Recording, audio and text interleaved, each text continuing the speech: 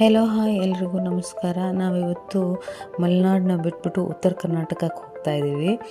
ಇಲ್ಲಿ ಅವ್ರ ಕಡೆಯಲ್ಲಿ ಜೋಳದ ವಡಿ ಅಂತ ಹೇಳಿ ಮಾಡ್ತಾರೆ. ಅದನ್ನು ಇವತ್ತು ಟ್ರೈ ಮಾಡ್ತಾ ಇದ್ದೀನಿ. ನನ್ನ ಫ್ರೆಂಡ್ ಹೇಳಿದ್ದು.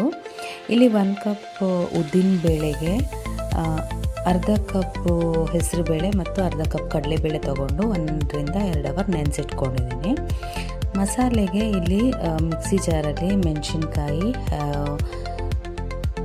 ಶುಂಠಿ, ಬೆಳ್ಳುಳ್ಳಿ, ಕರಿಬೇವು, ಕೊತ್ತಂಬರಿ ಸೊಪ್ಪು ಹಾಗೆಯೇ ಜೀರಿಗೆ ಹಾಕ್ಕೊಂಡು ಇದನ್ನು ನೈಸಾಗಿ ಪೇಸ್ಟ್ ಮಾಡ್ಕೊತಾ ಇದ್ದೀನಿ. ಖಾರ ನಿಮ್ಗೆ ಎಷ್ಟು ಬೇಕೋ ಅದರ ಪ್ರಕಾರ ತೊಗೊಳ್ಳಿ. ನಾನು 4 ಹಸಿಮೆಣಸಿನ್ಕಾಯಿ ತೊಗೊಂಡಿದ್ದೀನಿ.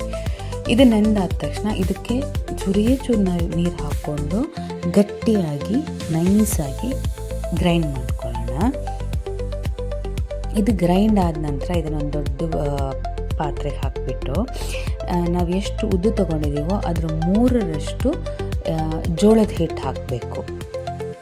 ಈಗ 1 ಕಪ್ ಉದ್ದು ತೊಗೊಂಡಿದ್ರೆ ಅದಕ್ಕೆ 3 ಕಪ್ಪಷ್ಟು ಜೋಳದ ಹಿಟ್ಟು ಹಾಗೆಯೇ 1 ಕಪ್ಪಷ್ಟು ಗೋಧಿ ಹಿಟ್ಟನ್ನು ಹಾಕ್ಕೋಬೇಕು.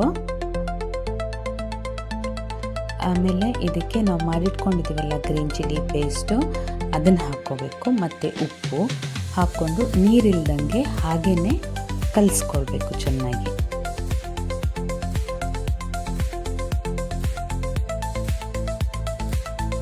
ನಾನಿದೊಂದು ಸ್ವಲ್ಪ ಯೋಚನೆ ಮಾಡ್ತಾ ಇದ್ದೀನಿ, ಖಾರ ಜಾಸ್ತಿ ಆಗುತ್ತೋ ಏನೋ, ಮಗ ಇದನ್ನು ತಿನ್ನಬೇಕಲ್ವ, ಹಾಗಾಗಿ ಸ್ವಲ್ಪನೇ ಹಾಕ್ಕೊತಾ ಇದ್ದೀನಿ.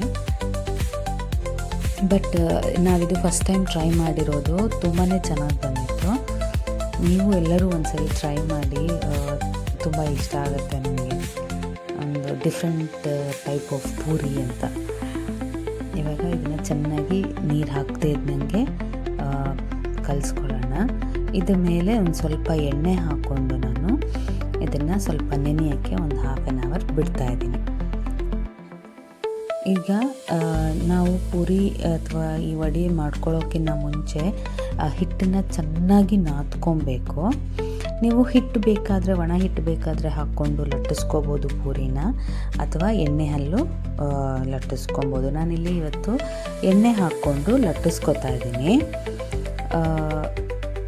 ಇಲ್ಲಿ ನನಗೆ ಸ್ಟ್ಯಾಂಡ್ ಲೆಫ್ಟ್ ಸೈಡಲ್ಲಿ ಅಡ್ಡ ಇರೋದ್ರಿಂದ 1 ಕೈಯಲ್ಲಿ ಲಟ್ಟಿಸ್ಕೊತಾ ಇದ್ದೀನಿ. ನೀವು ಆರಾಮಾಗಿ 2 ಕೈಯಲ್ಲೂ ಲಟ್ಟಿಸ್ಕೋಬೋದು. ಈಗ ಸ್ವಲ್ಪ ಲಟ್ಟಿಸ್ಕೊಂಡು ಅದಕ್ಕೆ ಮೇಲಿಗೆ ಬಿಳಿ ಎಳ್ಳನ್ನು ಹಾಕ್ತಾಯಿದ್ದೀನಿ ನಾನು. ಆಪ್ಷನಲ್ ಇದೆ, ನೀವು ಬೇಕಿದ್ದರೆ ಹಾಕ್ಕೋಬೋದು, ಇಲ್ಲಾಂದರೆ ಬಿಡ್ಬೋದು. ಇದನ್ನು ತುಂಬ ದಪ್ಪನೂ ಅಲ್ಲದೆ ತುಂಬ ತೆಳುನೂ ಅಲ್ಲದೆ ಲಟ್ಟಿಸ್ಕೋಬೇಕು.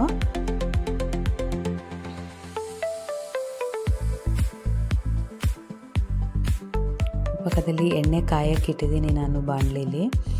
ಈಗ ಎಣ್ಣೆ ಕಾದಿದೆ. ಈ ಕಾದಿರೋ ಎಣ್ಣೆಗೆ ಇದನ್ನು ಹಾಕೋಣ.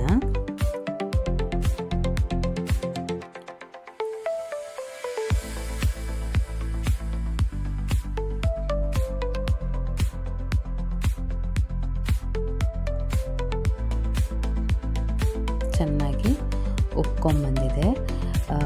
ನಮ್ಮ ನಾರ್ತ್ ಕರ್ನಾಟಕ ಸ್ಟೈಲ್ ಜೋಳದ ವಡಿ ರೆಡಿಯಾಗಿದೆ. ನೀವು ಇದನ್ನು ಕಾಯಿ ಚಟ್ನಿ ಜೊತೆ ತಿನ್ನೋಕ್ಕೆ ತುಂಬಾ ಚೆನ್ನಾಗಿದೆ.